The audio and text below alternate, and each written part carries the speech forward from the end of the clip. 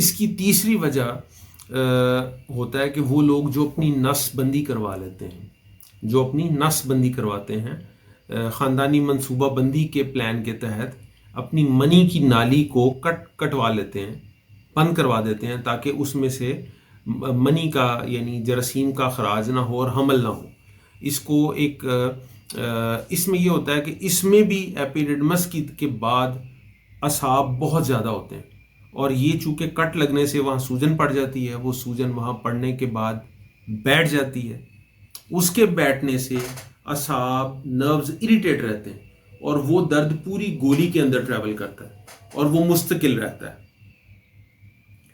अगली इसकी वजह जो है वो इन्फेक्शन है, जो कि गोलियों के अंदर ठहर जाता है। समटाइम्स प्रोस्टेट के अंदर इन्फेक्शन जो है वो गोली में दर्द की वजह बन सकती है। वहाँ से उतरता है इन्फेक्शन नीचे की तरफ, वो गोली में दर्द की वजह बनती है। कुछ लोगों के अंदर हर्निया जो है, हर्निया की सूजन जो है वो भी गोली के दर्द को, गोली की जो असाब है उनको इरिटेट करने का बायस बनती है। तो सूजन के बाद जो असाब है वो इरिटेट हो जाते हैं, जिस्म के हर हिस्से की ब्लड सप्लाई मौजूद है, तो इस वजह से जो खून की सप्लाई उनमें कम हो जाती है उन असाब में, जिसकी वजह से वहाँ पे दर्द होता है और दर्द ठहर जाता है।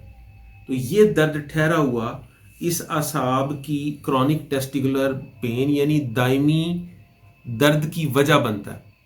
तो अब जैसे मैंने अर्ज़ किया था कि इसके अंदर तशख़ीस आसान होती है, तो इसकी तशख़ीस के लिए यूरिन के टेस्ट और डॉपलर अल्ट्रासाउंड और बुनियादी पेशाब के टेस्ट वो कराने ज़रूरी होते हैं।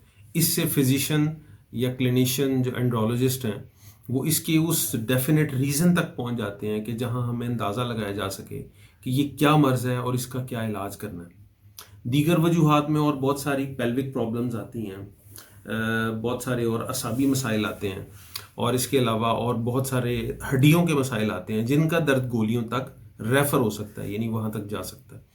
तो इसके अलावा शुगर के मर्ज़ के अंदर कुछ मरीज़ों के अंदर जिसमें डायबिटीज़ बिल्कुल अनकंट्रोल्ड रहती है, और उनके अनकंट्रोल्ड रहने की वजह से जो असाब हैं वो इरिटेट हो जाते हैं, असाब जो हैं वो मुतासिर होते हैं और वो दर्द करते हैं। जैसे शुगर के मर्ज़ में टांगें, हाथ, पाँव सुन रहते हैं, दर्द करते हैं। इसी तरीके से गोली के में दर्द की भी ये वजह बन सकती है।